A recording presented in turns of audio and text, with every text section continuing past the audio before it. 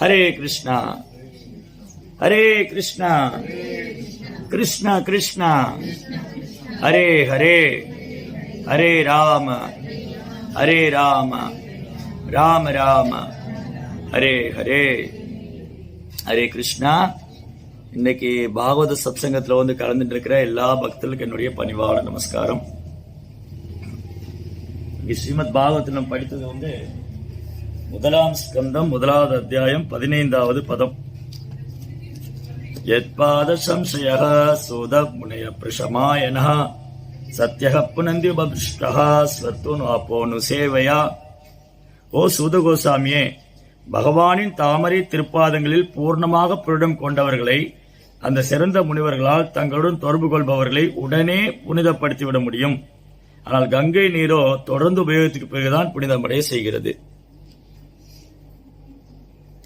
So இங்க முக்கியமான விஷயம் என்னன்னா, ஸ்ரீமத் பாகவதம் பக்தர்களுடைய தூய பக்தருடைய மகிமையை பத்தி பறைசாற்றுகிறது. ஸ்ரீமத் பாகவதம்னு சொன்னாலே பகவானுடைய தெய்வீகமான குணங்கள், பக்தர்களது தெய்வீகமான குணங்கள், பகவானுக்கு பக்தருக்குள்ள அன்பு பரிமாற்றம். பகவானுடைய தெய்வீகமான குணங்கள் எப்படி புரிஞ்சுன்றது, பக்தர்கள்ட்ட என்னென்ன தெய்வீகமான குணங்கள் இருக்கு, இந்த பகவானுக்கு பக்தனுக்குள்ள அன்பு பரிமாற்றம் எவ்வளவு உயர்ந்தது, அல்லது பக்தி தொண்டு பக்தி மார்க்கம் எவ்வளவு சிறந்தது அப்படின்னு பறைசாற்றக்கூடதான் பாகவதம். பாகவதம் முழுவதுமே பகவான் மேல எப்படி தூய அன்பை வளர்த்துன்றது, தூய பக்தி தான், பிரேமம் பிரேமம். ஸோ பாகவதம் ஃபுல்லாவே எப்படி கிருஷ்ணன் மேல பிரேமம். ஏன்னா பாகவதம் ஃபுல்லா பிரேமம் தான். அமலம் புராணம் பாகவதத்துல வேற ஒன்றும் கிடையாது.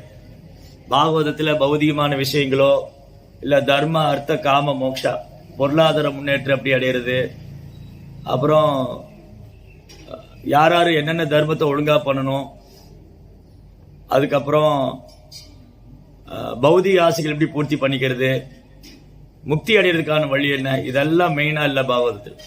பாகவதத்துல மெயினா கிருஷ்ணர் மேல எப்படி கலங்கமில்லாத அன்பு, தூய பக்தி அடையிறது.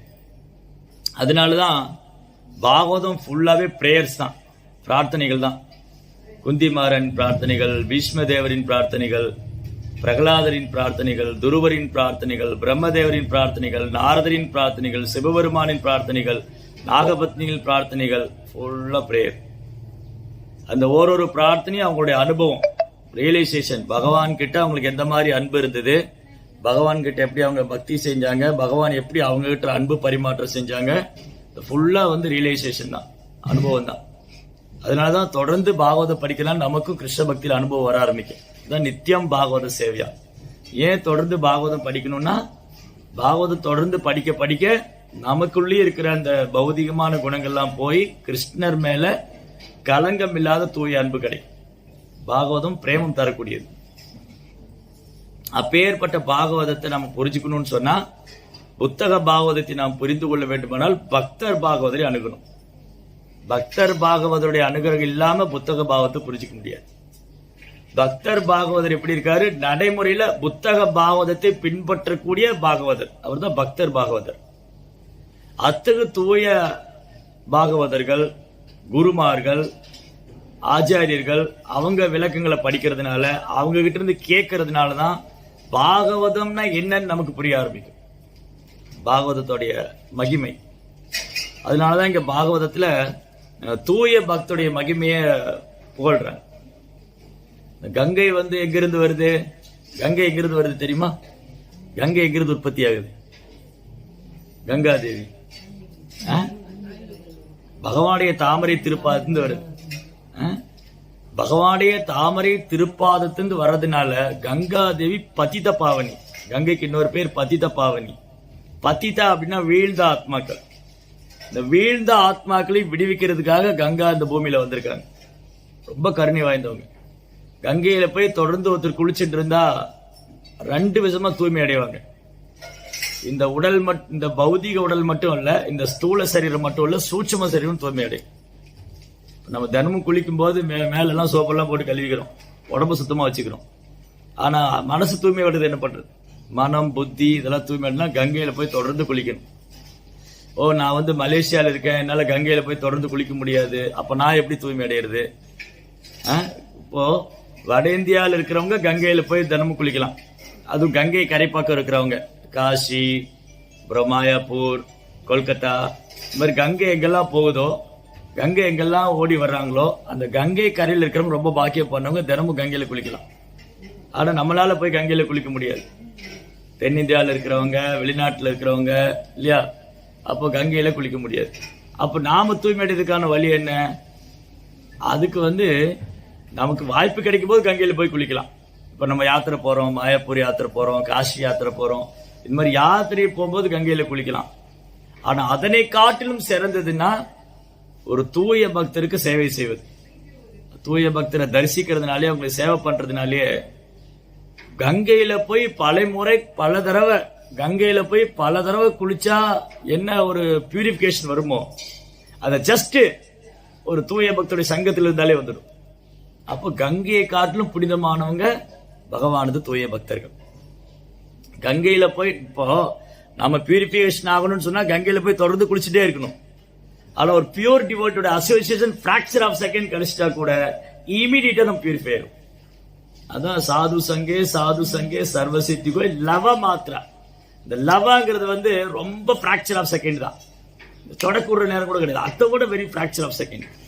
அந்த ஒரு க்ஷணம், அந்த ஒரு க்ஷணம் கூட ஒரு பியூர் டிவோட்டோட அசோசியேஷன் கிடைச்சிருந்தா இமீடியட்டா நம்ம பியூரிஃபை ஆகும்.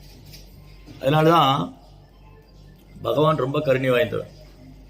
பகவான் ஏன் ரொம்ப கருணை வாய்ந்தவர்னா, அவர் எப்பவுமே நம்மளே நினைச்சிட்டு இருக்கார், இந்த ஜீவாத்மா என்ன பிரிஞ்சு போயிட்டானே, இல்லை நம்ம எல்லாம் பகவானை விட்டு வந்துட்டோம், நம்ம பகவானை நினைக்கிறோமோ இல்லையோ, பகவான் நம்மளே நினைச்சிட்டு இருக்காரு.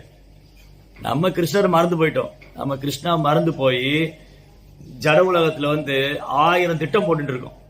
இங்க போய் செட்டில் ஆயிடலாமா, அங்க போய் செட்டில் ஆயிடலாமா, இதை பண்ணிடலாமா, அதை பண்ணிடலாமா, இதை பிடிச்சிடலாமா, அதை பிடிச்சிடலாமா, 1008 திட்டம் போட்டுருக்கோம். ஆனா கிருஷ்ணர் என்ன திட்டம் போட்டு இருக்காரு? இந்த ஜீவாத்மா என்னை விட்டு போயிட்டான், எப்படியாவது அவனை என் பக்கம் திருப்பணும். ஜீவாத்மா வந்து என்னை விட்டு போயிட்டான், எப்படியாவது அவரை நம்ம பக்கம் திருப்பணும். இப்போ உதாரணத்துக்கு இந்த மைக் இருக்கு. இந்த மைக் வந்து இந்த மைக்குடைய சொந்தக்காரர், அவர் பிரபு பேர் என்னது? பரமேஸ்வர் பிரபு. பரமேஸ்வர் பிரபு வந்து இந்த மைக்கை தொலைச்சிட்டார். இந்த மைக்கு பரமேஸ்வர் பிரபு தேடி வருமா, பரமேஸ்வர் மைக்கை தேடி போகணுமா? ஏன்னா அது யாருடைய சொத்து? பரமேஸ்வர் பிரபு சொத்து. பரமேஸ்வர் பிரபுடைய சொத்தான மைக்கு தொலைஞ்சு போயிடுச்சுன்னா இந்த சொத்துக்கு உரிமையாளர் தான் இதை தேடி போகணும். இது தேடி வராது. பரமேஸ்வர் பிரபு நீங்க எங்க இருக்கீங்க, அது தேடி வராது இல்லையா, அவர் தான் இதை தேடி போகணும்.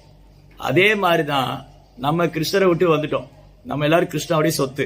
ஜீவாத்மா யாருடைய சொத்து? கிருஷ்ணாவுடைய சொத்து. நம்ம கிருஷ்ணரை விட்டு வந்துட்டதுனால இந்த சொத்தை மீட்கிறதுக்காக பகவான் இங்க வர. ஜீவாத்மா நம்ம கிருஷ்ணருடைய சொத்து, அதை நம்ம மறந்து போயிட்டோம். கிருஷ்ணருடைய சொத்து நான் மறந்து போய் இந்த ஜட உலகத்துல சொத்து வாங்க திட்டம் போட்டு இருக்கோம். இதான் நடக்குது.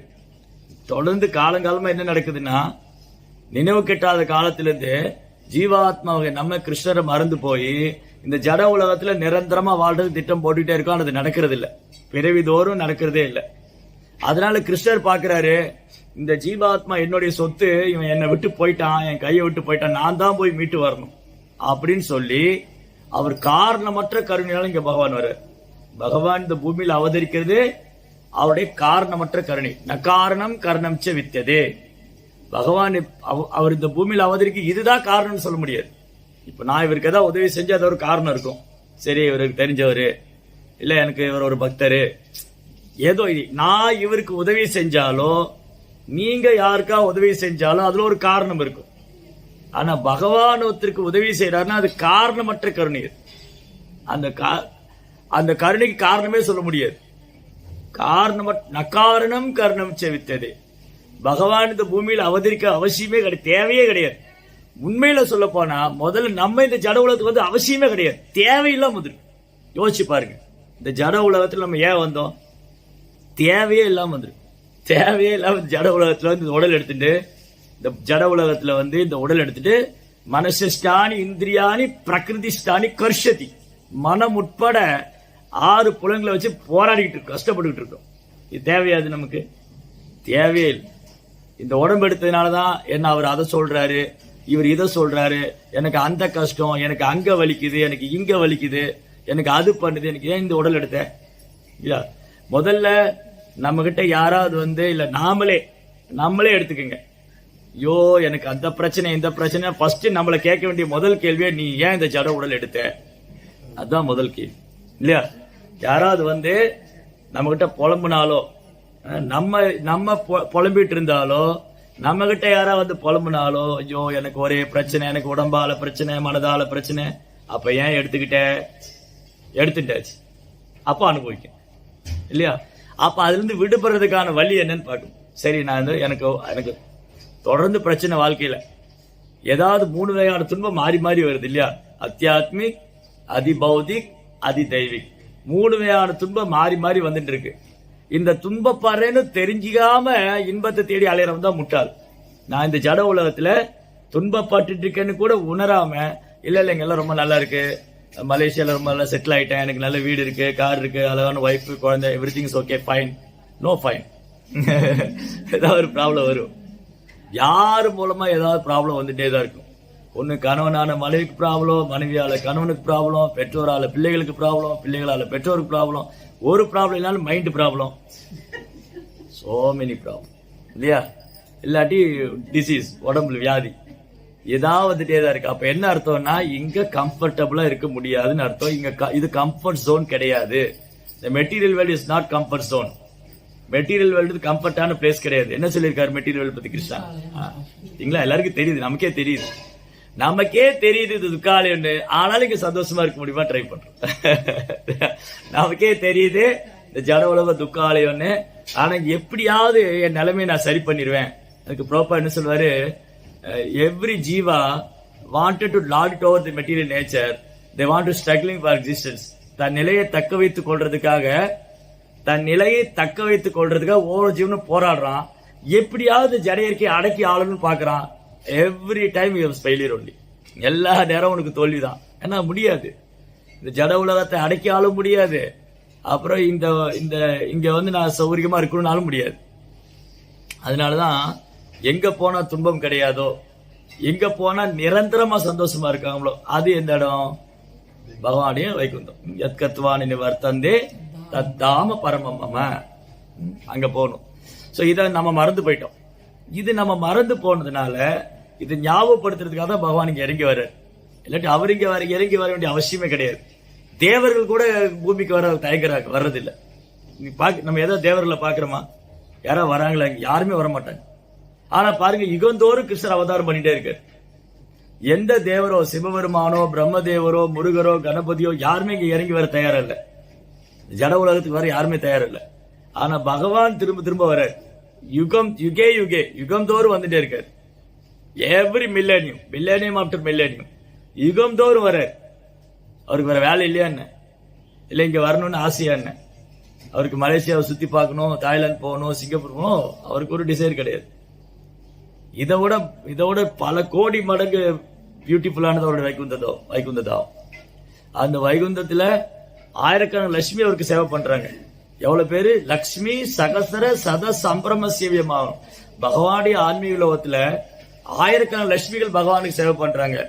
ஐயோ பாவம், கோலோ அந்த கிருஷ்ணனுக்கு சேவை பண்ண யாருமே இல்ல போல, அதான் இங்க நம்மளை கூப்பிடுறாரு அப்படி நினைச்சுக்க வேண்டாம். கோலோ யாருமே இல்ல போல இருக்கு, கிருஷ்ணருக்கு பசிக்குது, அதான் இங்க போகா சாப்பிடுறாரு, அவருக்கு வேற வழி இல்ல, நம்ம கொடுத்தாதான் சாப்பிடணும், நம்ம தான் அவருக்கு சேவை பண்ணணும், நம்மளை விட்டு ஆள் இல்ல, அப்படி மட்டும் நினைக்காது.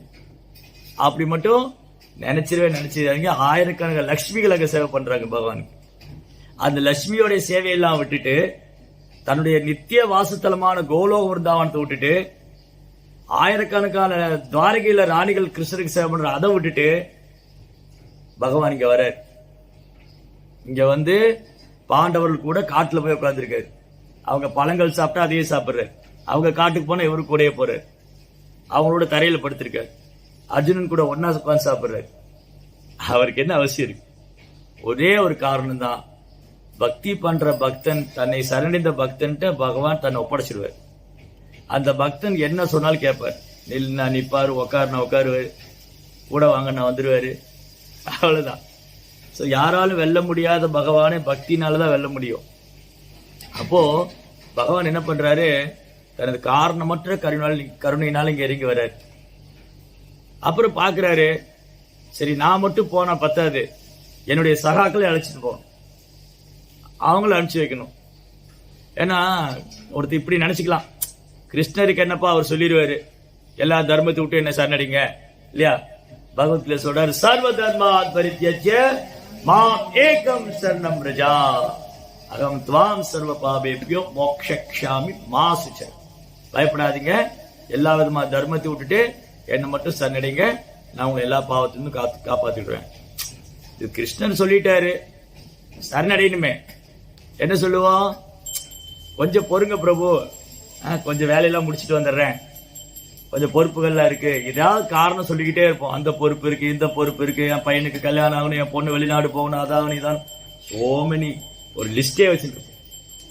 அப்ப கிருஷ்ணர் பாக்குறாரு, நான் சொன்னா இவங்க கேட்க மாட்டேங்கிறாங்க, நான் வந்து யுகந்தோறும் போறேன், என்ன சரணாகதி பண்ணுங்க, என் பக்தராகன்னு சொல்ல கேட்க மாட்டேங்கிறாங்க.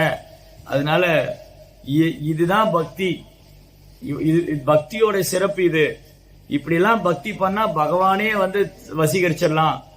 பகவான் எப்படி பக்தனோட அன்பு பரிமாற்றம், பக்தியினுடைய மகிமை என்ன, இந்த மனித வாழ்க்கையின் குறிக்கோள் என்ன, பகவான் எப்படி சரணடையணும், அவர் மேல எப்படி அன்பு செய்யணும், அவருக்கு எப்படி சேவை பண்ணுங்கிறத கற்றுக் கொடுக்கறதுக்காக பகவான் என்ன பண்றாரு, ஆன்மீக லோகத்துல கோலோவந்தாவனத்துல அவருக்கு சேவை பண்ணக்கூடிய அவருடைய நித்தியமான சகாக்களை காமிச்சு வைக்கிறார். அப்ப ஆச்சாரியர்கள் சாதாரண மனிதர்கள் அல்ல. நம்ம சம்பிரதாயத்தில் இருக்கிற ஆச்சாரியர்கள், வைணவர்கள், குருமார்கள்லாம் சாதாரண நபர்கள், அவங்க ஆன்மீக லோகத்திலிருந்து இறங்கி வந்தோம். அப்ப பகவான் அனுப்பிச்சு வைக்கிறார். பகவான் அனுப்பிச்சு வச்சு அவங்க மூலமா என்ன பண்றாரு, நமக்கு இதுதான் பக்தி, இப்படிதான் பக்தி சேவை பண்ணணும் அப்படின்னு கத்துக் கொடுக்குறாரு. அப்படி எண்ணற்ற ஆச்சாரியர்கள் ஒருத்தர் மாத்தி ஒருத்தர் வந்துகிட்டே தான் இருக்காங்க. எங்க இருந்து ஆரம்பிக்குது, பிரம்மாட்டு இருந்து ஆரம்பிக்குது. கிருஷ்ணாட்டு இருந்து முதல்ல வேத ஞானத்தை கற்றுந்தது பிரம்மா. பிரம்மா தான் நம்முடைய சம்பிரதாயத்துடைய பரம ஆச்சாரியர், பிரதான ஆச்சாரியர் இல்ல. சம்பிரதாயத்தோட பேர் என்னது, பிரம்ம மாத்வ கௌடிய வைஷ்ணவ சம்பிரதாயம். அப்ப முதல் வேத ஞானத்தை பகவான் பிரம்மாவுக்கு கத்துக் கொடுத்தார். பிரம்மா வந்து இந்த பிரபந்தத்தை சிருஷ்டிக்கும் போது எப்படி நல்ல சந்ததிகள் உற்பத்தி பண்றது, எப்படி அவங்களை வந்து பகவானுடைய சேவையில் ஈடுபடுத்துறது, அப்படிதான் திங்க் பண்றாரு. பிரம்மா 4 தலை வச்சுட்டு 4 தலைன்னு என்ன யோசிக்கிறாரு, பகவான் எனக்கு சேவை கொடுத்திருக்காரு, உயிர் வாழ்களை படைக்கணும், எப்படி நல்ல சந்ததிகளை படைக்கிறது, எப்படி அவங்க பகவானுக்கு சேவை பண்ணி திரும்பி பகவான்கிட்ட போகணும், அதுதான் பிளான். கிருஷ்ணருடைய பிளான் என்னன்னா, கிருஷ்ணனுடைய திட்டம் என்னன்னா, இந்த ஜட உலகம் படைச்சது நம்ம இங்க சௌகரியமா வாழ்றதுக்கு இல்ல, நம்மளை திரும்பி அவர்கிட்ட அழைச்சிட்டு போறதுதான். நம்ம என்ன திட்டம் போட்டுட்டு இருப்போம், இங்க சௌகரியமா இருந்துக்கலாம். நம்மளுடைய பிளான் என்னன்னா, இந்த ஜட உலகத்துல எப்படி சௌகரியமா இருக்கிறது, எந்த நாட்டுல போய் செட்டில் ஆகலாம், எங்க சம்பாதிக்கலாம், எந்த பொண்ணு கல்யாணம் பண்ணிக்கலாம், என்ன காடி வாங்கலாம், எங்க இடம் வாங்கலாம், எங்க வீடு கட்டலாம், இதே தான் நம்ம பிளான். கிருஷ்ணனுடைய பிளான் என்னன்னா, எப்படியா ஜீவனை இங்கிருந்து தூக்கணும், ஜீவாத்மாவை இந்த ஜட உலகத்தில் தூக்கணும் அவருடைய பிளான். சோ அந்த திட்டத்தை நிறைவேற்றுவதற்காக இந்த ஜட உலக, ஜெய ஜெகநாத் சுவாமிக்கு, ஜட உலகத்துல வீழ்ந்த ஆத்மாக்கள், நம்ம எல்லாரும் வீழ்ந்துட்டோம். எங்கிருந்து வீழ்ந்தோம், பகவானை விட்டுட்டு வீழ்ந்துட்டோம் இந்த ஜட உலகத்துல. அதனால வீழ்ந்த ஆத்மா, வேர் பேலன்ஸ் சோல், கண்டிஷன் சோல், கட்டுண்ட ஆத்மா. கட்டுண்ட ஆத்மான எதுல கட்டுண்டு இருக்கோம், கட்டுண்ட ஆத்மானா 3 குணத்தினால கட்டுண்டு இருக்கோம். பௌதிக பந்தப்பட்ட ஆத்மா இல்ல, கண்டிஷன் சோல், பந்தப்பட்ட ஆத்மா, கட்டுண்ட ஆத்மா. எதுல கட்டுப்பட்டு இருக்கிறோம், 3 குணத்துல கட்டுப்பட்டு இருக்கோம். இப்படிதான் லைஃப் போயிட்டு இருக்கு. இதுல கூட முட்டாள் ஆத்மா என்ன நினைக்கிறதா கிருஷ்ணா சொல்றாரு, கர்த்தாக மிதி மன்யதே பிரகிருதியை கிரியமானானி உனை கர்மானி சர்வசக அகங்கார விமூடாத்மா கர்த்தாக மிதி மன்யதே. இந்த 3 குணத்தினால கட்டுப்பட்ட முட்டாள் ஜீவாத்மா என்ன நினைச்சிட்டான், நான் தான் கர்த்தா நினைச்சிட்டான். நோ, இதெல்லாம் தப்பு. நீ கர்த்தா கிடையாது, நீ அனுபவிப்பாளன் கிடையாது, நீ வந்து எஜமானன் கிடையாது. கிருஷ்ணர் தான் எஜமானர், அவர் தான் கட்டுப்படுத்துபவர், அவர் தான் அனுபவிப்பாளர். அதை கற்றுக் கொடுக்கறதுக்காக தான் ஆச்சாரிய இந்த பூமிக்கு வராங்க.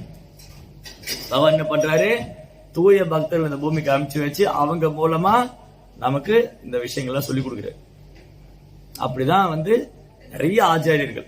இப்ப இந்த 2-3 நாளே வந்து, ஒரு நாள் வந்து பக்தி வினோத் தாக்கூருடைய அப்பியரன்ஸ் டே, அதுக்கு முந்தின நாள் ஜீவ கோஸ்வாமி இல்லையா. ஃபர்ஸ்ட் எங்க இருந்து ஆரம்பிச்சது ஜீவ கோஸ்வாமி, அதுக்கப்புறம் பக்தி வினோத் தாக்கூர் அப்பியரன்ஸ் டே, அதுக்கப்புறம் ஹரிதாஸ் தாக்கூர் டிஸ்அப்பியரன்ஸ் டே இல்லையா.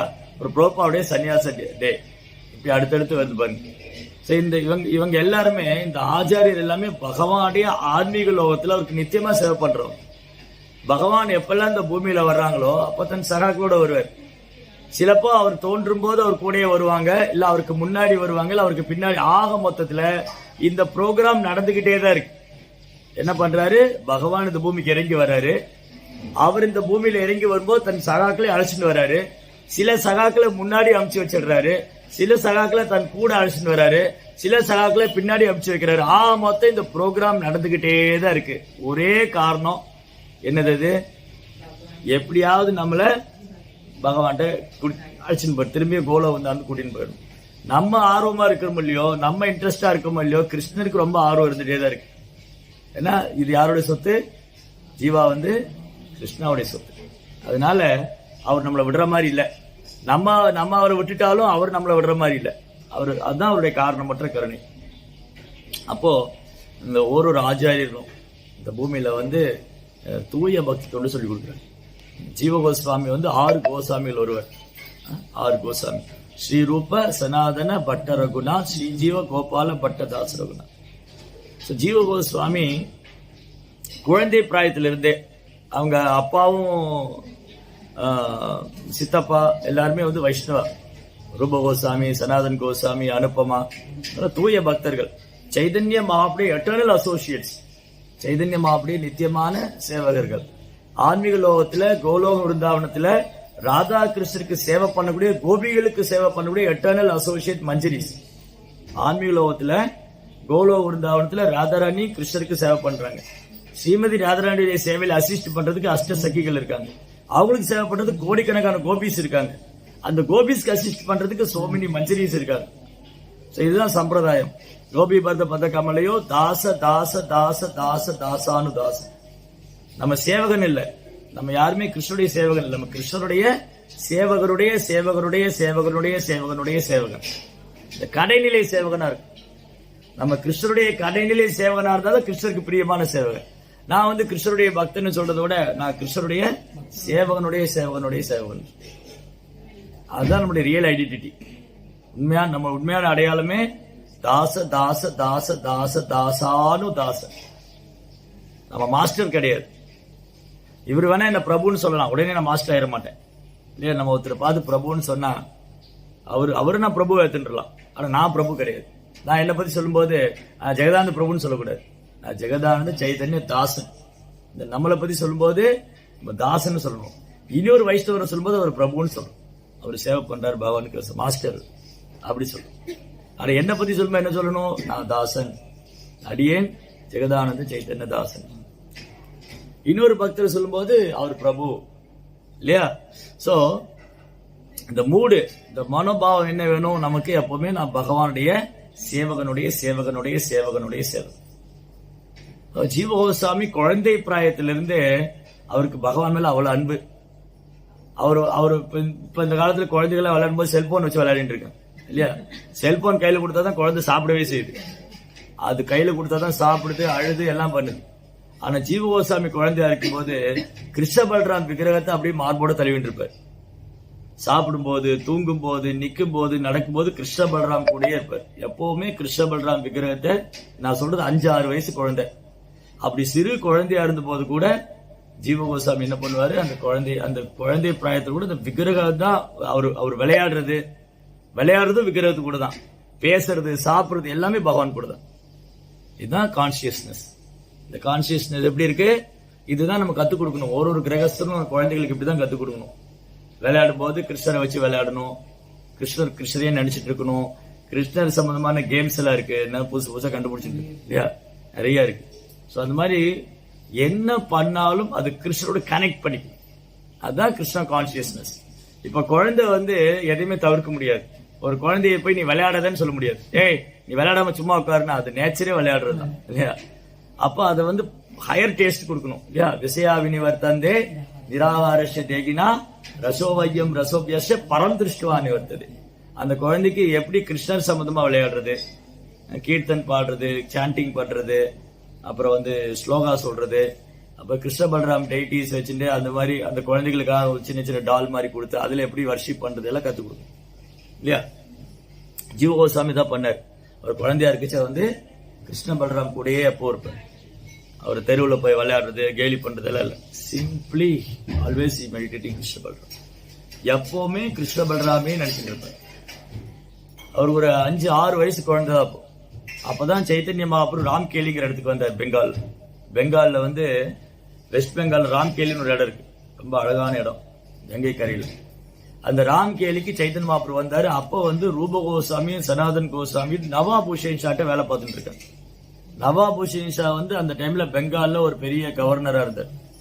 அந்த ராம்கேலி வந்து பெங்காலோட கேபிட்டலா இருந்து, வங்காளத்தோட தலைநகரமா ராம்கேலி இருந்தது. அந்த ராம்கேலியில நவாப் ஹுசைன் ஷா ஒரு பெரிய கவர்னரா உட்கார்ந்துட்டு இருக்காரு.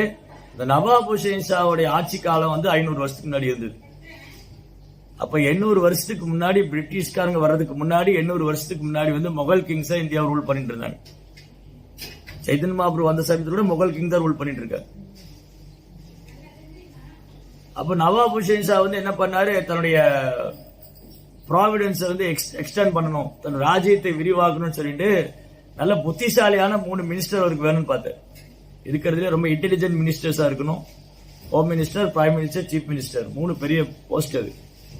இன்னைக்கு எல்லாம் தவம் இருக்காங்க. ஒரு வார்டு கவுன்சிலர் பதவி கிடைச்சது. தமிழ்நாட்டில் வந்தா எனக்கு ஒரு வார்டு கவுன்சிலர் பதவி கிடைச்சிடான்னு தவம் இருக்கான்.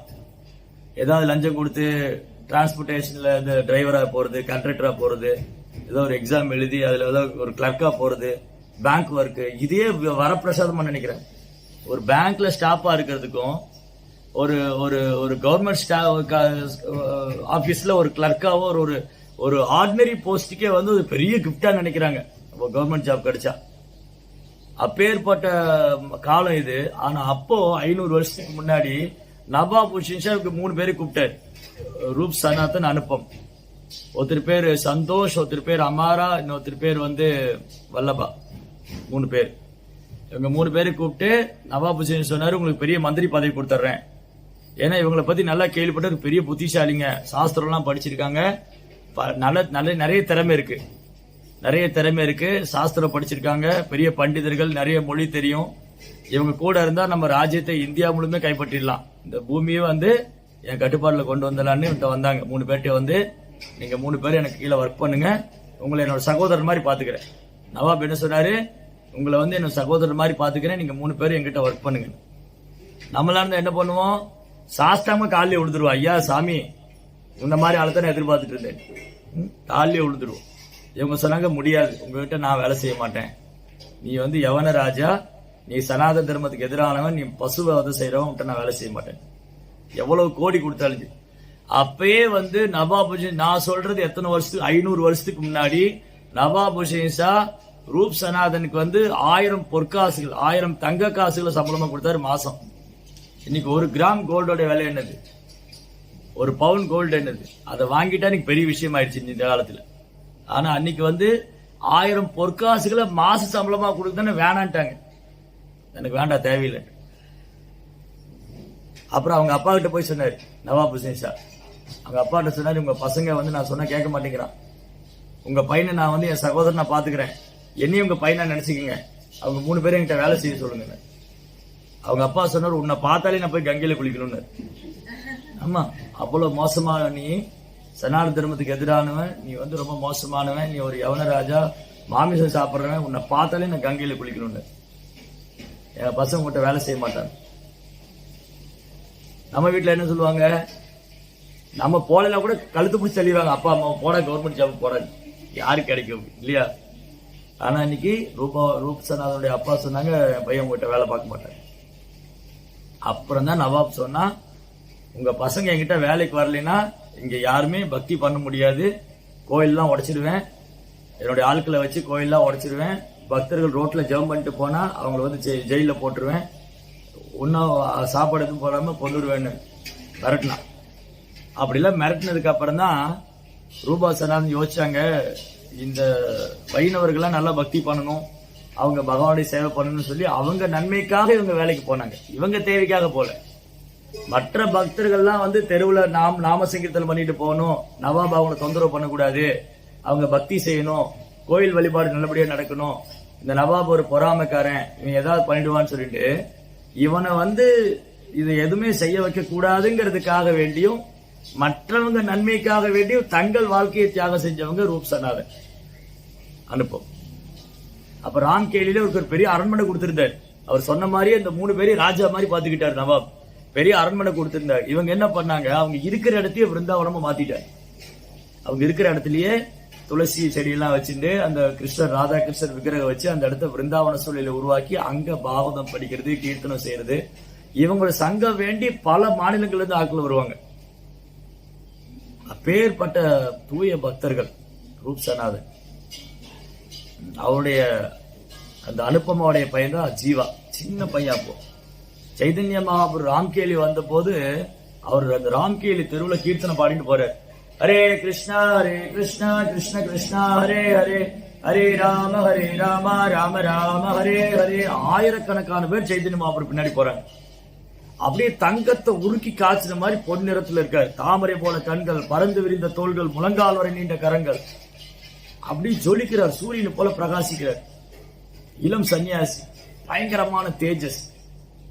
அவர் வந்து பார்த்தா சைதன்ய மகாபுரு பார்த்துட்டு ஆயிரக்கணக்கான பேர் அவர் பின்னாடி போறாங்க. மகாபுரு பின்னாடி ராம்கேலியில அப்படியே பக்தர்கள் கூட்டம் எல்லாம் அப்படி ஒரு கங்கை நதி ஓடுற மாதிரி போகும் மகாபுரு பின்னாடி. அப்ப இந்த நியூஸ் வந்து நவாபுக்கு போயிடுது. நவாப் கேட்டாரு, இந்த ராம்கேலியில யாரோ ஒரு சாது வந்து ஒரு துறை வந்திருக்காருமா, அவர் பேர் 1000 பேர் அவங்க பின்னாடி போறாங்க. ஆயிரக்கணக்கான பேர் அவர் பின்னாடி போறாங்களா. அவர் தெருவில் ஏதோ பாடிட்டு எல்லாம் போறாரா. என்ன யாரு அவரு என்ன? அப்ப அவருக்கு இன்னொரு மினிஸ்டர் இருந்தார். அவரு இந்த நவாப் போய் பொறாமக்காரன் சைதன்ய மகாபுரு தொந்தரவு பண்ணுவார்னு அவர் சொன்னார். அதெல்லாம் ஒண்ணும் இல்லைங்க, அவர் ஏதோ ஒரு சாது சும்மா தெருவில் பாடிட்டு போவார், 4 பேர் பின்னாடி போவாங்க. உங்கள்கிட்ட யாரோ பொய் சொல்லியிருக்காங்க, 1000 பேர்லாம் ஒன்றும் போக கிடையாது. 1000 பேர்லாம் ஒன்றும் போல, அவர் ஏதோ ஒரு சாது ரோட்ல பாடிட்டு போறாரு, ஒரு 4 பேரும் பின்னாடி போறாங்க. ஏன்னா அவர் புரிஞ்சுட்டாரு, இவர் போய் சைதன்ய மகாபுரு டிஸ்டர்ப் பண்ணுவார்.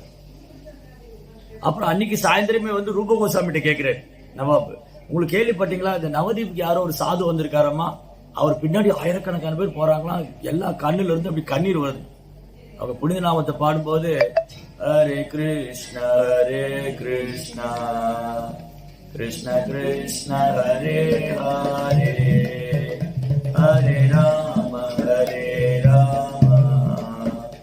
ராம ராம ஹரே ஹரே. அப்படி மகாபுரு பாடிட்டு போகும்போது இவங்க கண்ணுல இருந்து கண்ணீர் வருது.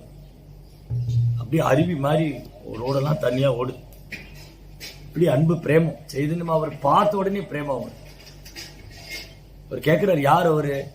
அப்போ ரூப கோஸ்வாமி சொன்னார், உங்க மனசாட்சி கேளுங்க, அவர் யாருன்னு தெரியும்.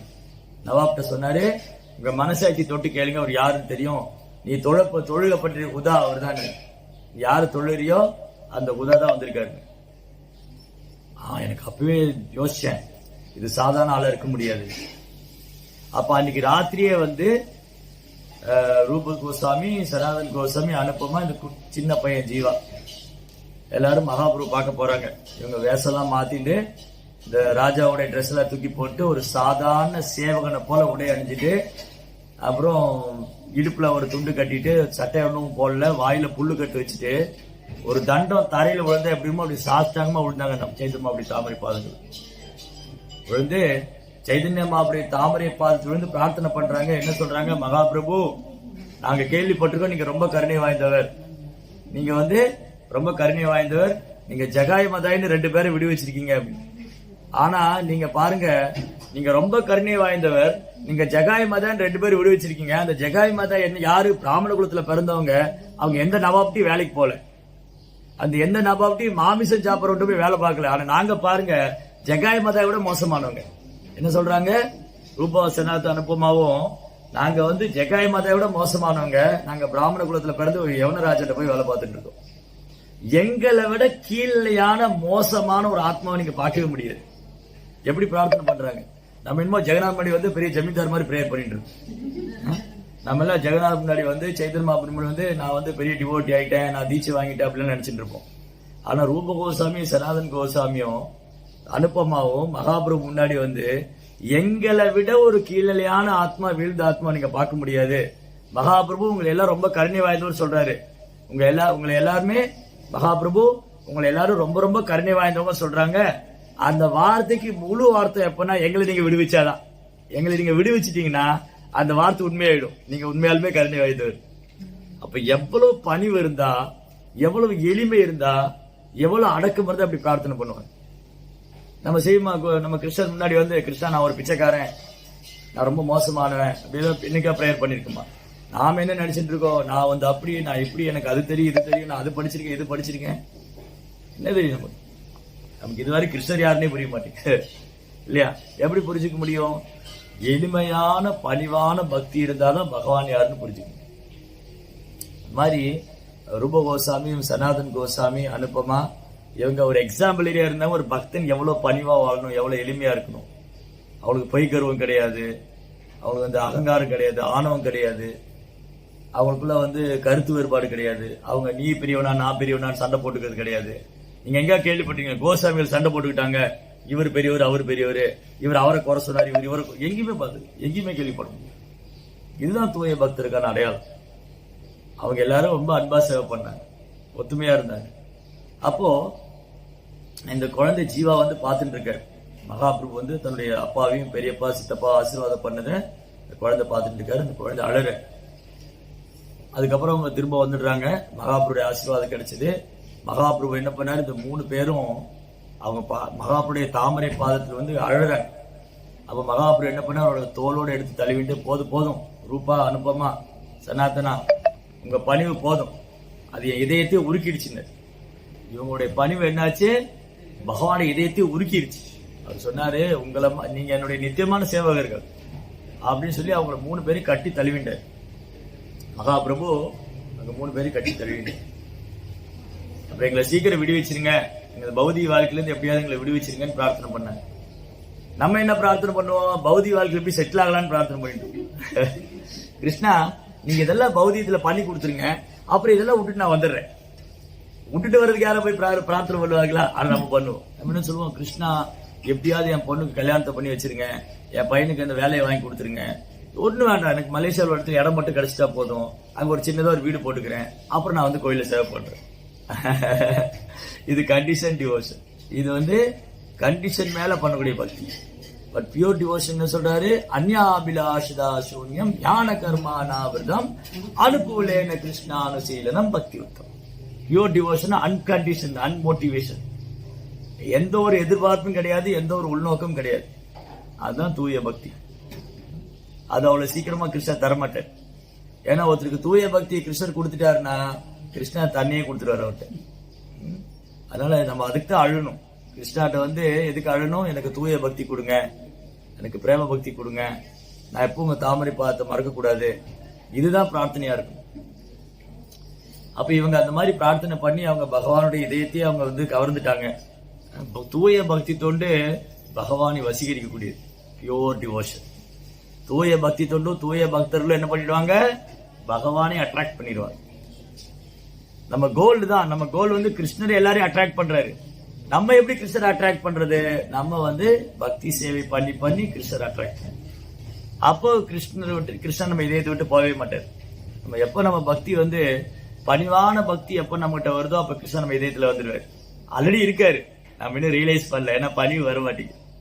பணிவு வரும்போதுதான், பணிவான பக்தி வரும்போதுதான் கிருஷ்ணா தன்னை வெளிப்படுத்துவார். அமானீனாமானதேன, எல்லாருக்கும் மரியாதை கொடுக்கணும், நான் எந்த மரியாதை எதிர்பார்க்க கூடாது. நம்ம என்ன பண்ணுவோம், யாராவது எனக்கு மரியாதை கொடுக்குறாங்களான்னு பார்த்துட்டோம். நான் மற்றவனுக்கு மரியாதை கொடுக்கறத பத்தி எனக்கு கவலை இல்லை. என்ன யாராவது மதிக்கிறாங்களா, என்ன ஒரு ஆளா நினைக்கிறாங்களா, இதுதான் ப்ராப்ளம். ஸோ அதனால இவங்க எப்படி பிரார்த்தனை பண்ணாங்க. அப்புறம் கொஞ்ச நாள்லயே என்ன ஆயிடுச்சு, ரூப கோசாமி வந்து அவருடைய வேலையை விட்டுட்டு போயிட்டாரு. ரூப கோசாமி அனுப்பமாவும் அந்த ஆயிரக்கணக்கான பொற்காசுகளை போட்ல ஏத்திட்டு போய் அது எல்லாருக்கும் டிஸ்ட்ரிபியூட் பண்ணிட்டு அவங்க போயிட்டாங்க சைத்தன்ய மகாபிரபுட்ட. சனாதனை வந்து ஜெயில போட்டு வச்சிட்டாரு நவாப். சனாதன் என்ன பண்ணாரு, அவர் வந்து ரூப கோசாமி வேலையை விட்டு போயிட்டாரு, சனாதனும் வேலைக்கு வரவே இல்லை. நவாப் என்ன பண்ணாரு, ஒரிசாவை அட்டாக் பண்ண போறாரு பெங்கால்ல இருந்து. அப்போ வந்து சனாதனை கூப்பிட்டா அவர் வரமாட்டேங்கிறாரு.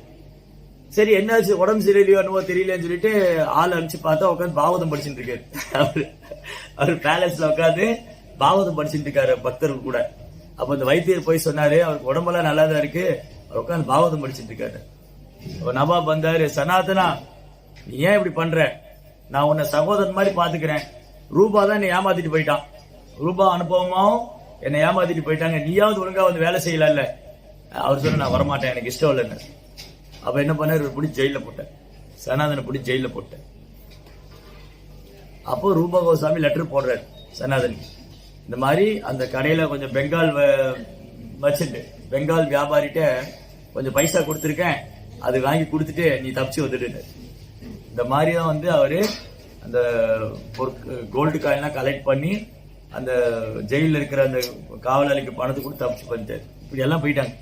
ரூப கோஸ்வாமி, சனாதன் கோஸ்வாமி, அனுப்பமா, இந்த 3 பேருமே என்ன பண்ணாங்க, சைதன்ய மகாபிரபு, ஜெய் ஜெகநாத் சுவாமி, சைதன்ய மகாபிரபு போய் ஜாயின் பண்ணிட்டாங்க.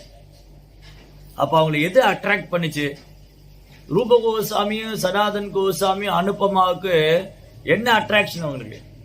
அவங்க ராம்கேலில் இருக்கிற அரண்மனை அவங்களை அட்ராக்ட் பண்ணல. பெரிய பெரிய ஜமீன்தார்கள் அவங்க வந்து கை நட்டி வேலை கை கட்டி அவருக்கு வேலை செய்ய தயாரா இருக்காங்க, அதுல அட்ராக்ஷன் ஆகல. ஆயிரக்கணக்கான பொற்காசுகளை சம்பளம் வாங்கினா அதுல அட்ராக்ஷன் வரல. எதுலயுமே அட்ராக்ஷன் வர மாட்டேங்குது. பௌதிக வாழ்க்கை, பௌதிக வசதி, ஆயிரக்கணக்கான பொற்காசுகள், மதிப்பு, மரியாதை, செல்வம், பெயர், புகழ், பதவி எல்லாம் தேடி வந்தது. அதை தூக்கி போட்டு சைதன்யம் அப்படியே தாமரை பாதம் தான் வருது. அதுதான் அவங்களை கவருது. தூய பக்தர்களை வேற எதுவுமே கவராது. இதெல்லாம் துச்சமா தூக்கி போட்டாங்க, போட்டு மகாபுடைய தாமரை பாதம். அப்ப ஜீவகோஸ்வாமி சின்ன குழந்தையா இருந்தார், 7 வயசு 8 வயசு தான் இருக்கும்.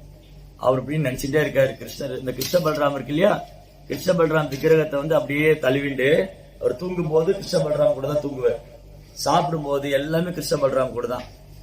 ஜீவா ஒரு நாள் அழுதுட்டே இருக்காரு. சைதன்ய மகாபிரபு நினைச்சிட்டு, என்னுடைய சித்தப்பா பெரியப்பா எல்லாம் மகாபிரபுட்ட போயிட்டாங்க, நான் என்ன செய்வேன் அப்படின்னு நினைச்சிட்டு இருக்கும்போது ஒரு நாள் அந்த கிருஷ்ண பலராம் இருக்காங்கல்ல, அந்த கிருஷ்ண பலராம் விக்கிரகம் அப்படியே கௌர் நித்தாய டிரான்ஸ்பர் ஆனாங்க. கிருஷ்ண பலராம் விக்கிரகம் கௌரங்கராவ் நித்யானந்தராவ் டிரான்ஸ்பர் ஆனாங்க. ஜீவகோஸ்வாமி கல்லிருந்து அப்படி கண்ணீர் வருது.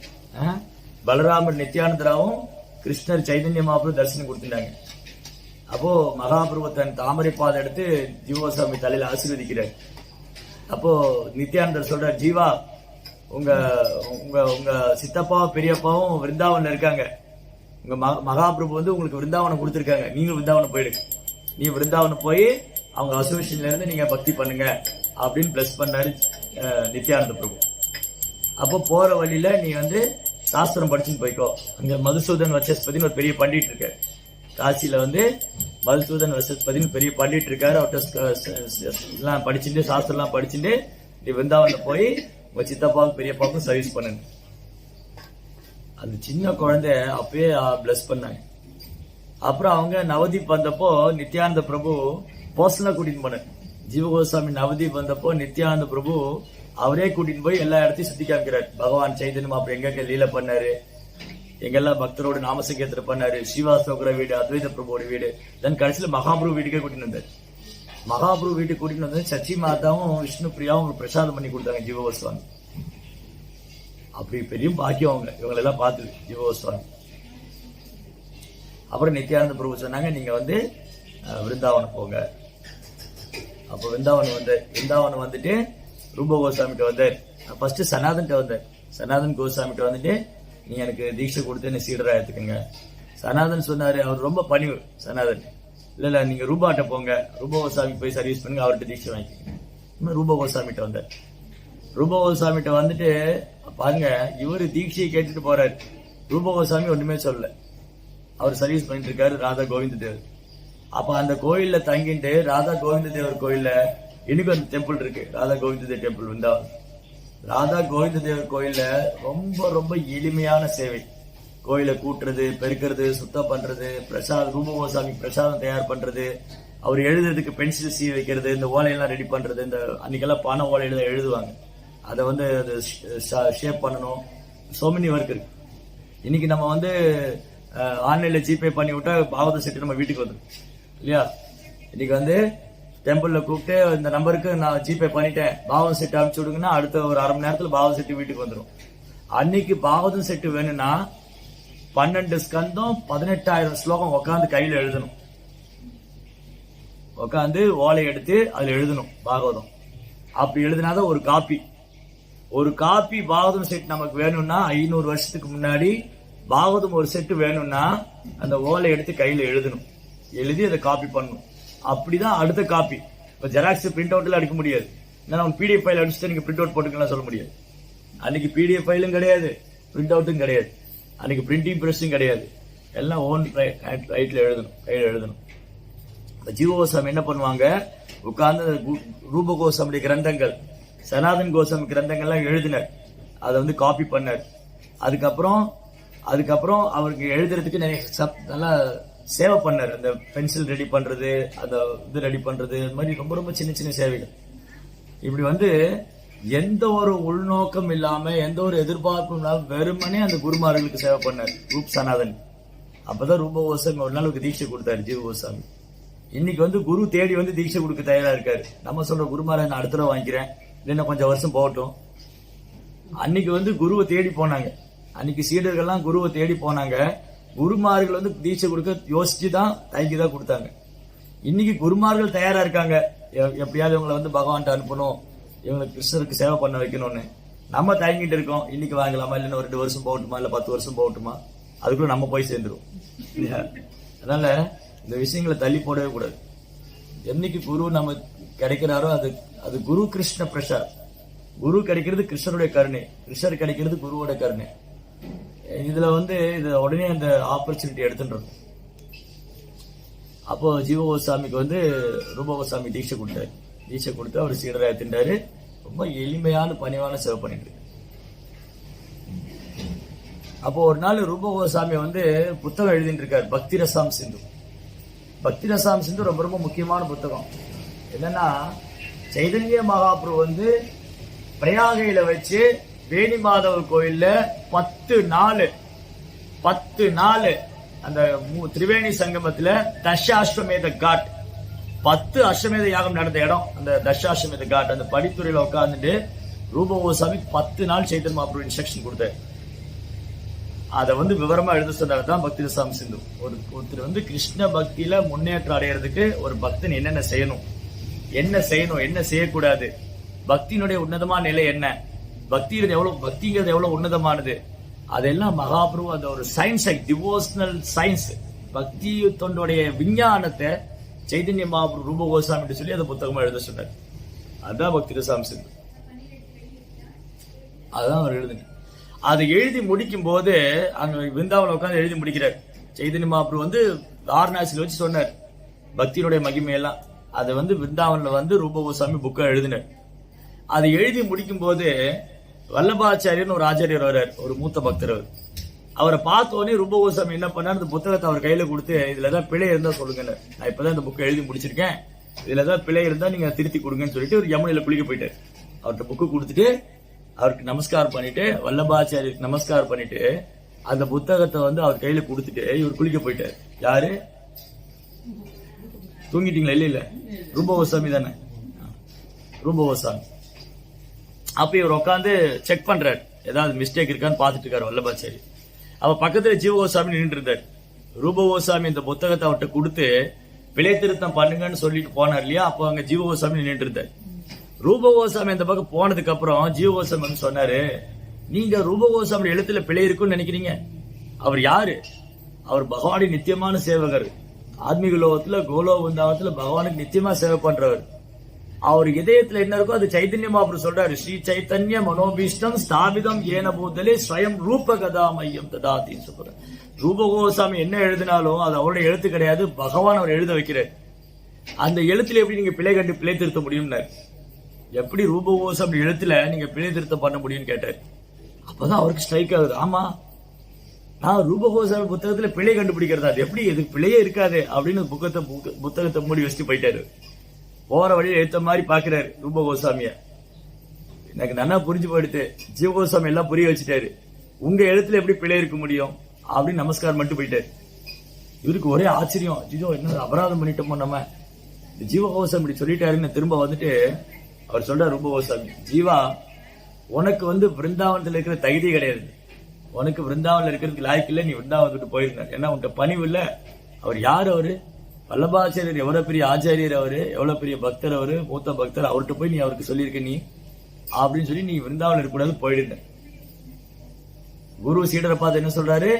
உனக்கு விருந்தாவனம் இருக்க லாய்க்கே கிடையாது, நீ விருந்தாவனத்துக்கு போயிருந்த. நாம அந்த இடத்துல இருந்தா என்ன பண்ணுவோம்?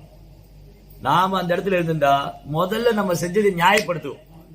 ஃபர்ஸ்ட் நியாயம். குருமாரா நான் செஞ்சது சரிதான், தப்பு கிடையாது, நான் பண்ணது சரி, என் மேல தப்பு கிடையாது, நீங்க எப்படி என்ன வெளியே அனுப்பலாம், நான் உங்களை நம்பி வந்துட்டேன், நான் நீங்களே சரணாகதின்னு வந்திருக்கேன், என்ன உங்களை விட்ட கதி இல்ல, நீங்க அப்படி செய்யக்கூடாது அப்படின்னு குருவுக்கே நம்ம உபதேசம் பண்ண ஆரம்பிச்சு இல்லையா? ஆனா ஜீவ கோஸ்வாமி ஒரு வார்த்தை பேசுது. அவர் தன்னுடைய செயலை நியாயப்படுத்த விரும்பல, குருட்ட வாதம் செய்யவும் இல்ல.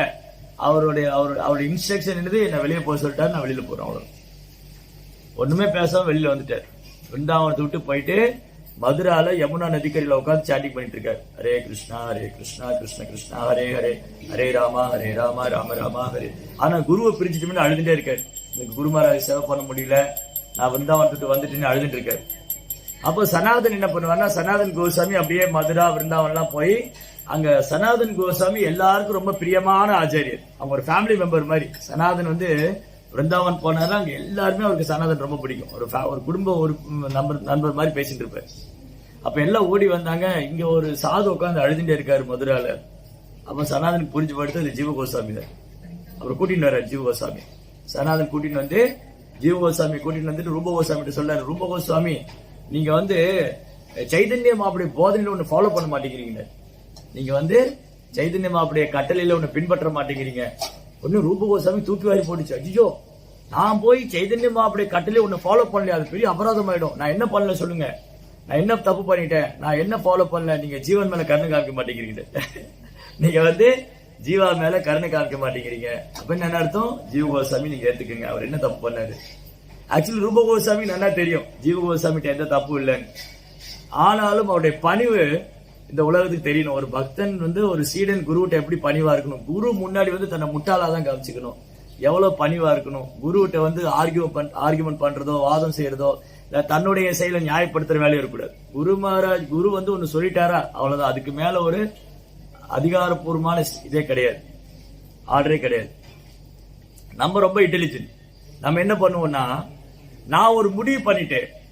ஆக்சுவலி நம்ம என்ன செய்யணும்னா, நம்ம வாழ்க்கையில நம்ம என்ன பண்ணணும்னா, நம்ம ஏதாவது முடிவு எடுக்கிறதுக்கு முன்னாடி குருகிட்ட போய் பர்மிஷன் வாங்கணும். குரு மகாராஜ் நான் இப்படி பண்ணலான் இருக்கேன், ஆசீர்வாதம் பண்ணுங்க.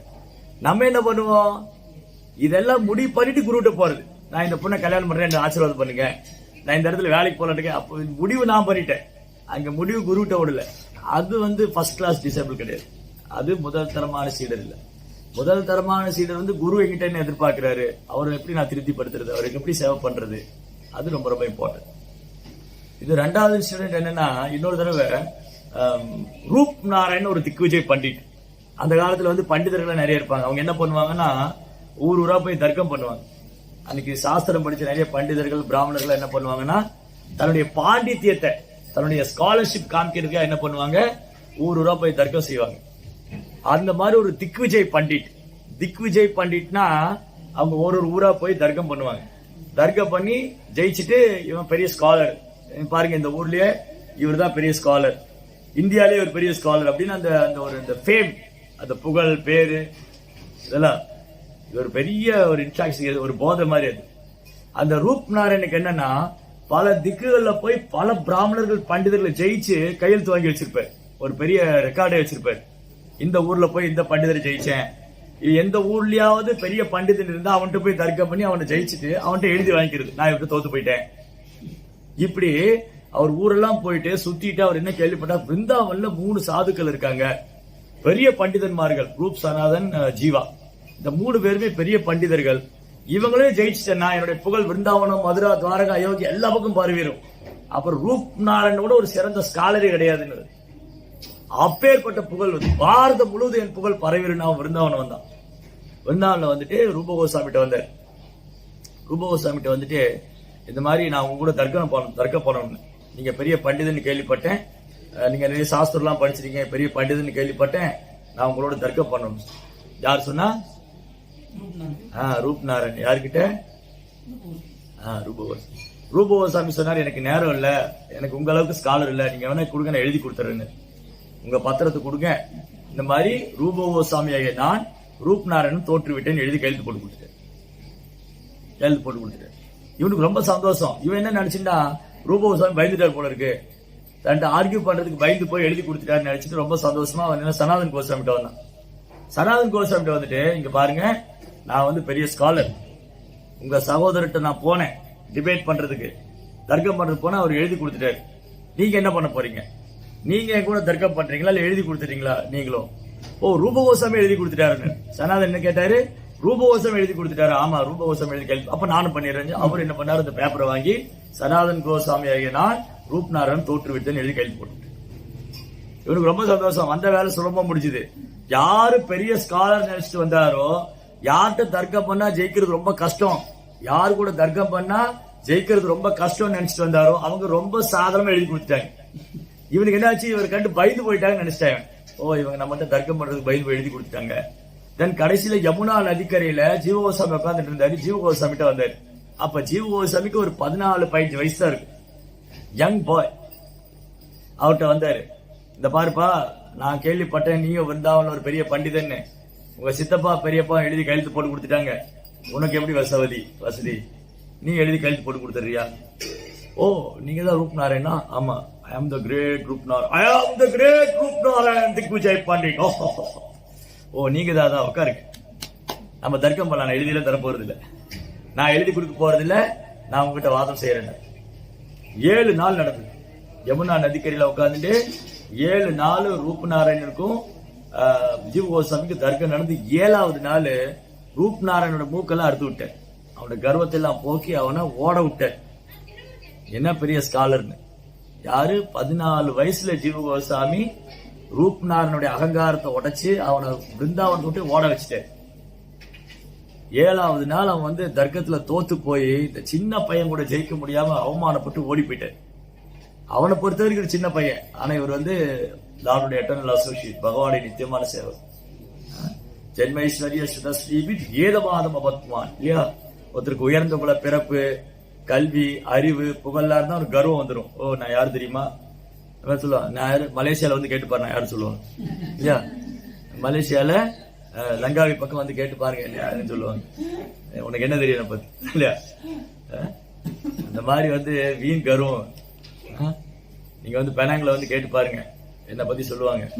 இல்லையா? No, nothing. நம்ம ஒண்ணுமே கிடையாது. we are nothing. ஒரு கொரோனா வந்தா வீட்டை விட்டு வெளியே வர முடியாது, அப்படின்னு நீ யாருன்னு கேட்க. ஒரு ஜலதோஷம் சளி பிடிச்சா உட்காந்து தும்பிக்கிட்டு கிடப்போம். இதுல வந்து பெருமை வேற. நான் யாரு? என்னை பத்தி கேட்டு பாருங்க. சோ ரூப் நாராயணன் அவனுக்கு அகங்காரத்தை போக்கி அவனை பிருந்தாவனத்துட்டு ஓட விட்டார். அப்புறம் 7வது நாள் தர்க்கம் எல்லாம் முடிச்சுட்டு ஜீவ கோஸ்வாமி வர்றாரு ரூப கோஸ்வாமிட்ட. ரூப கோஸ்வாமி என்ன சொன்னாரு? நீ 7 நாள் உன் வாழ்க்கையை வீணாக்கிட்டேன். போய் அவன் கூட தர்க்கம் பண்ணி, பிருந்தாவனம் வந்து தர்க்கம் பண்றதுக்கான இடம் இல்ல. பிருந்தாவனம் பகவான் கிருஷ்ணருக்கு பணிவா சேவை பண்ணக்கூடிய இடம். இது சேவை பண்ற இடம். இங்க நீ உட்காந்து அவங்க கூட தர்க்கம் பண்ணி உன் வாழ்க்கையை வீணாக்கிட்டு நீ பிருந்தாவனம் இருக்கவே லாய்க்கில வெளியே போட்டு. திரும்பி என்ன சொல்லிட்டாரு? ஜீவ கோஸ்வாமி, உனக்கு பிருந்தாவனம் இருக்கிறதுக்கு லாய்க்கு கிடையாது. நீ 7 நாள் அவங்க கூட தர்க்கம் பண்ணி வீணாக்கிட்ட. அதுக்கு பகவானுக்கு ஏதாவது சர்வீஸாவது பண்ணிருக்கலாம், நீ போயிடும். இந்த முறையை அவர் நியாயப்படுத்தல. இல்ல அவன் வந்து உங்களை அவமானப்படுத்திட்டான், நீங்க வந்து அவன்கிட்ட எழுதி கொடுத்ததை வந்து கர்வமா எடுத்துக்கிட்டான், அவன் வச்சா போச்சா பல நோ, எதுவுமே பேசல. தன்னுடைய நிலையை நியாயப்படுத்தவும் இல்ல, நான் வந்து புகழ் வேணுங்கிறதுக்காகவோ இல்ல அவன் தர்க்கம் பண்ணி அந்த ரூப் நாராயணன் கிட்ட தர்க்கம் பண்ணி அவன்கிட்ட வாதம் பண்ணி என்னுடைய திறமையை காமிக்கிறதுக்காகவும் நான் பண்ணல. இதெல்லாம் அவர் வந்து எக்ஸ்பிளைன் பண்ணவும் இல்லை. நாமளா இருந்தா என்ன செய்வோம்? இல்ல குரு மகாராஜ், நான் வந்து என்னுடைய பாண்டியத்தை காமிக்கிறதுக்காக பண்ணல, நான் வந்து உங்களுடைய புகழுக்காக தான் பண்ணேன், நான் உங்க ஆச்சா போச்சா இல்லையா? அவர் ஒரு வார்த்தை பேசல, அப்படியே போயிட்டார்.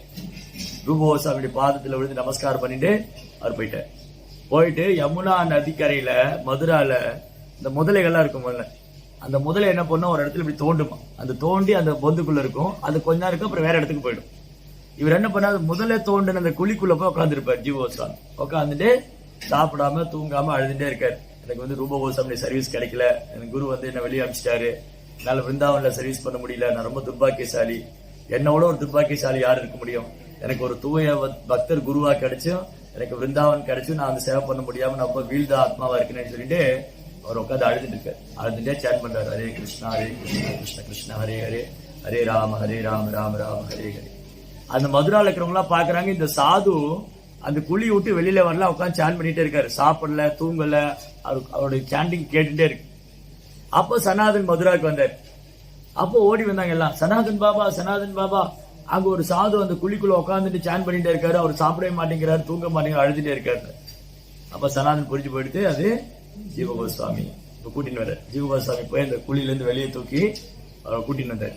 ரூபகோஸ்வாமி கூட்டின்னு வந்துட்டு சனாதன் சொல்ற, ரூபகோஸ்வாமி நீங்க வந்து சைதன்ய மகாபிரபு போதனை ஒண்ணு ஃபாலோ பண்ண மாட்டேங்கிறீங்க, நீங்க வந்து சைதன்ய மகாபிரபு போதனையில ஒண்ணு ஃபாலோ பண்ண மாட்டேங்கிறீங்க. ஐயோ நான் என்ன ஃபாலோ பண்ணல சொல்லுங்களேன், அது அபராதமா போயிடும், மகாபிரபு எனக்கு கொடுத்த சேவை நான் பண்ணணுமே இல்லையா? அப்ப நீங்க ஜீவா மேல கருணை காமிக்கணும். அவர் தான் ஜீவகோஸ்வாமி மேல நீங்க கருணை காமிங்க. ஏன்னா ரூபகோஸ்வாமி நல்லா தெரியும், ஜீவகோஸ்வாமிக்கு வந்து அகங்காரம் கிடையாது, ரொம்ப பணிவான பக்தர், ரொம்ப பணிவான சீடர். ஆனா அவர் ஏன் இந்த தர்க்கம் பண்ணாரு, தன் குருமார்களை அவமானப்படுத்தினால அவர்கிட்ட போய் தர்க்கம் பண்ணாரு, இது அவருக்கு நல்லாவே தெரியும். அப்ப ஜீவகோஸ்வாமியோடைய பணிவு, அவருடைய எளிமை, அவருடைய துறவு, அவருடைய பக்தி இந்த உலகத்துக்கு தெரியணும். எப்படி குரு மேல விசுவாசமா இருக்காரு, எப்படி பகவான் மேல அன்பு வச்சுட்டு இருக்காரு, எப்படி எளிமையான பணிவான பக்தரா இருக்காரு. அந்த ஜீவகோஸ்வாமியுடைய தெய்வீகமான குணங்களை இந்த உலகத்துக்கு காமிக்கிறதுக்காக தான் ரூபகோஸ்வாமி இந்த வேலை பண்ண. அதுக்கப்புறம் ஜீவாவை கட்டி தழுவிண்டு, ஜீவகோஸ்வாமி கட்டி தழுவிண்டு தன்னுடைய கையாலே ஒரு விக்கிரகம் பண்ண ரூபகோஸ்வாமி. அதான் ராதா தாமோதர். இன்னைக்கு நம்ம விருந்தாவன்ல போனா தாமோதர் விக்கிரகம், அந்த தாமோதர் விக்கிரகம் ரூபகோஸ்வாமி தன்னுடைய கையாலே செய்து அந்த விக்கிரகத்தை ஜீவகோஸ்வாமி கொடுத்தார். இந்த டெய்டி நீங்க வர்ஷிப் பண்ணுங்க அப்படின்னு சொல்லி அவர் பிளஸ் பண்ணார். அப்ப ரூபகோஸ்வாமி சனாதன் கோஸ்வாமி காலத்துக்கு அப்புறம் பிருந்தாவனத்துல ஒரு முக்கியமான ஆச்சாரியர் இருந்தவர் ஜீவகோஸ்வாமி. பெரிய ஸ்காலர், நிறைய பக்தர்கள் அவர்கிட்ட படிக்கிறதுக்கு வந்தார், சாஸ்திரம் படிக்கிறது. நரோத்தம் தாஸ் தாக்கூர், ஷாமானந்த பண்டிதர், அப்புறம் வந்து சீனிவாசாச்சாரியர், பெரிய பெரிய பண்டிதர்கள். நம்ம சம்பிரதாயத்துல ஆகச்சிறந்த ஆச்சாரியர்லாம் ஜீவகோஸ்வாமி படிச்சவங்க தான். Very well scholar. அவருடைய எளிமையினால பணிவுனால அவர் ரொம்ப அழகா நிறைய ஜீவன்களை கவர்ந்து நிறைய ஜீவாத்மா கிருஷ்ண பக்தி கிடைக்கிறது நிறைய புத்தகங்கள் எழுதினார். அந்த புத்தகங்களை எழுதி கோசாமி புத்தகங்களை மொழிபெயர்ப்பு செய்து அந்த புத்தகங்களை பல பிரதிகளா எடுத்து அதை பெங்காலுக்குள்ள அனுப்பிச்சு, பெங்கால், ஒரிசா பல இடங்களுக்கு அந்த புத்தகங்களை போய் அதை பக்தர்கள் படிச்சு அவங்க கிருஷ்ணனோட பக்குவமாய் எவ்வளவு காரியங்கள் பண்ணியிருக்காங்க. அவனுக்கு 24 மணி நேரம் தான், நமக்கு 24 மணி நேரம் தான். நம்ம 24 மணி நேரத்துல பாதி நேரம் தூங்கியே வாழ்க்கை வீணா போகுது இல்லையா? தூக்கத்திலயும் விளையாட்டுலயும் செல்போன்லயும் நேரம் வீணா போகுது. அவங்க 24 மணி நேரம் அவங்களுக்கு பத்தல. அவங்க சாண்டிங் பண்ணி அழுவாங்க, புத்தகம் எழுதுவாங்க, ராதா கிருஷ்ண லீலையில நினைச்சிட்டு இருப்பாங்க, பிருந்தாவனத்துல அப்படி சுத்தி வருவாங்க, கோவர்தன மலையை சுத்தி வருவாங்க, வைஷ்ணவருக்கு நமஸ்காரம் பண்ணுவாங்க. இதே 24 மணி தான் அவங்களுக்கு இருந்தது. ஆனா அவங்க எப்படி எல்லாம் கிருஷ்ண உணர்வுல இருந்திருக்காங்க, கோசாமிகள்லாம் எப்படி கிருஷ்ண உணர்வுல இருந்திருக்காங்க. அது மாதிரி ஜீவகோஸ்வாமி வந்து நிறைய பக்தர்கள் உருவாக்குனார். அவருடைய சங்கத்தினால பெரிய பெரிய ஆச்சாரியர், சீனிவாச ஆச்சாரியர், நரோத்தம் தாஸ் தாக்கூர், ஷாமானந்த அப்படிங்கிற பெரிய ஆச்சாரியரா வந்தாங்க, ஜீவகோஸ்வாமிகிட்ட படிச்சு வந்தவங்க. அதனால ஒரு தூய பக்தருடைய சங்கம் இருந்தது அப்படின்னா என்ன ஆயிடும், உடனடியா நமக்கு இதயத்துல பக்தி வெளிப்படைய ஆரம்பிச்சு. பிரபுபாதர் வந்து உலகெல்லாம் சுற்றுப்பயணம் பண்ணார். பிரபுபாடைய கருணையால எவ்வளவு பேர் கிருஷ்ண காலேஜ்ல இருக்காங்க, லட்சக்கணக்கான பேர் இல்லையா? நாரதமுனியுடைய கருணையால யாரெல்லாம், மிருகாரி ஒரு வேடன், காட்டுல வேட்டையாட கூட ஒரு வேடன், ரத்னாகர் வழிப்பறி பண்றவன் கொள்ளக்காரன் கொலகாரன் எல்லாம் பெரிய டிவோட்டி ஆயிட்டார் நாரதுடைய அசோசியேஷனால. பிரபுபாடைய அசோசியேஷனால போதைப் பொருள் போட்டு இருந்தவங்க, மனிதன் வாழ்க்கை கீழா வாழ்ந்தவங்க, ஒரு கலாச்சாரம் கிடையாது, ஒண்ணுமே தெரியாது, அப்படி உள்ளவங்களை வந்து பிரபுபார் தூய பக்தரை மாதிரி. அப்ப அதனாலதான் இந்த பாகவதம் சொல்லுது, ஒரு தூய பக்தருடைய சங்கம் வந்து கங்கையில போய் குளிக்கிறத விட பல மடங்கு வந்து நன்மை தரக்கூடியது. ஒருத்தர் போய் கங்கையில குளிச்சா பல முறை குளிச்சாதான் தூய்மை அடைய முடியும். ஆனா லவ மாத்திரம் ஒரு பிராக்சர் ஆஃப் செகண்ட் ஒரு டிவோட்டியோட அசோசியேஷன் கிடைச்சிட்டா அவர் இமீடியட்டா தூய பக்தர். ஹரே கிருஷ்ண. பாகவதம் கி ஜெய், ஸ்ரீ பிரபுபாத் கி ஜெய்.